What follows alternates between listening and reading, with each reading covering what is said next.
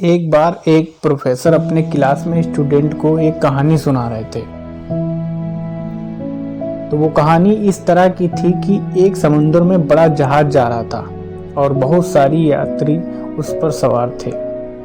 अचानक से एक एक्सीडेंट होता है और दुर्घटना होती है और जहाज खराब हो जाता है। जहाज का कैप्टन ये अनाउंसमेंट करता है कि सारे यात्रियों को फटाफट से ये जहाज खाली करने का हुक्म दे दिया जाए क्योंकि ये डूबने वाला है। फिर लाइफ बोट जो हैं उस पर सवार होने के लिए लोगों की भीड़ लग जाती है। हर एक चाहता है कि मुझे पहले सवार होने का मौका मिल जाए। लगभग सारे यात्री सेफली किनारे तक पहुंच भी जाते हैं। रेस्क्यू टीम्स भी आती है, लेकिन एक आखिरी वक्त आता है जब जहाज बस डूबने वाला ही होता है। सिर्फ एक ही लाइफ बोट बची होती है, लेकिन जहाज पर 2 लोग थे। एक शादीशुदा जोड़ा था जो जहाज पर ही रह गया था।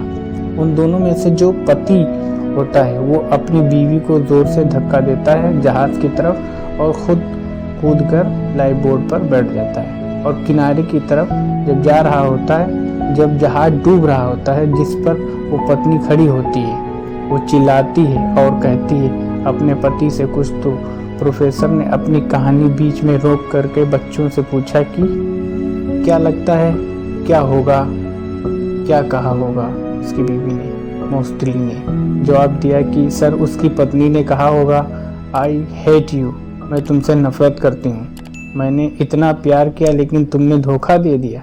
ये सब कहाँ होगा सर? हो सकता है कहा हो कि तुम बड़े सेल्फिश हो, मतलबी हो, निकले हुए हो। एक बच्चा चुपचाप होकर बैठा था। तो उसको प्रोफेसर ने पूछा कि आप बताओ क्या कहा होगा उसकी पत्नी ने पति से।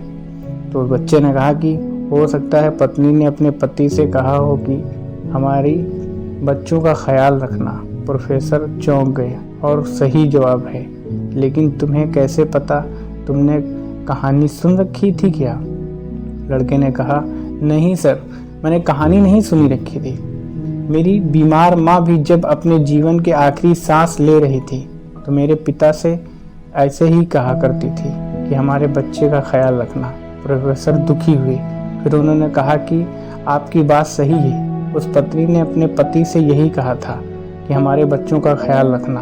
उन्होंने कहानी आगे बढ़ाई। उन्होंने कहा कि उस जहाज पर जो महिला बची थी, वो जहाज बस डूब गया और महिला की मौत हो गई। उस पत्नी का जो पति था वो किनारे पर आ गया और पहुंचा। उनकी बेटी थी, उस छोटी सी बच्ची का पालन पोषण किया, उसे पढ़ाया लिखाया और उसका शादी करवाया। और वक्त का सर्किल है, फिर उस आदमी की भी जान चली गई, उसकी भी मौत हो गई। जो बेटी थी वो एक दिन अपने घर पर मायके में आई हुई थी और घर की साफ सफाई कर रही थी और सामान सारा देख रही थी। उसको अलमारी में एक डायरी मिली जो कि उसके पिता की थी और उस डायरी की आखिरी पेज पर लिखा हुआ था कि मुझे क्षमा करना, मैं उस समंदर में तुम्हारे साथ सामना चाहता था, लेकिन चाह करके भी ऐसा नहीं कर सका। मुझे कठोर फैसला लेना पड़ा। हमारी संतान को पालना पोषण जरूरी था, इसलिए मैंने तुम्हें वहीं छोड़ के खुद की जान बचाना मुनासिब समझा।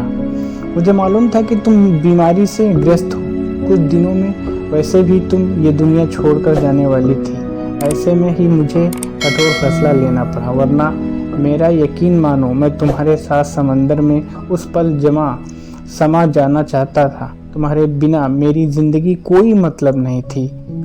वो बच्ची जब ये पढ़ रही थी तो रोती चली जा रही थी। कहीं ना कहीं उसके मन में ये चलता था कि पिता माँ को वहाँ अकेला क्यों छोड़ दिया।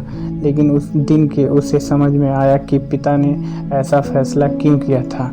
इस जीवन में बहुत सारी बातें सही गलत से ऊपर हैं। बहुत सारी बातें बहुत संकल्प से होती हैं, बहुत जटिल होती हैं, जिन्हें समझ पाना मुश्किल होता है हमारे लिए। और हम में से काफ़ी लोग बस तुरंत रिएक्ट कर देते हैं, बात बोल देते हैं, सोचते नहीं हैं, विचार नहीं करते हैं, इमीडिएटली रिएक्शन देते हैं। आप ऐसे करते हैं रहेंगे तो लोगों को खोते रहेंगे। प्रतिक्रियाएं देना बंद कीजिए, लोगों को जज करना बंद कीजिए, लोगों से प्यार करना, मोहब्बत करना शुरू कीजिए। एक बुजुर्ग ने कहा था कि मुझे चुप रहने पर कभी अफसोस नहीं हुआ, हमेशा बोलने पर अफसोस हुआ है। इसलिए हमको हमेशा सोच समझकर ही रिएक्ट करना चाहिए और बोलना चाहिए। दोस्तों, आज के लिए इतना ही। कहानी अगर पसंद आई हो तो वीडियो को एक लाइक ज़रूर करें, जिससे वीडियो ज़्यादा से ज़्यादा लोगों तक पहुंच सके। हमें अगली वीडियो किस टाइप की कहानी पर बनानी चाहिए एक कमेंट करके ज़रूर बताएं। वीडियो अच्छी लगी हो हमारे चैनल को सब्सक्राइब करें, बेल आइकन को ज़रूर प्रेस करें। हम आपके लिए ऐसी ही रोज़ाना वीडियो लाते रहेंगे। तब तक के लिए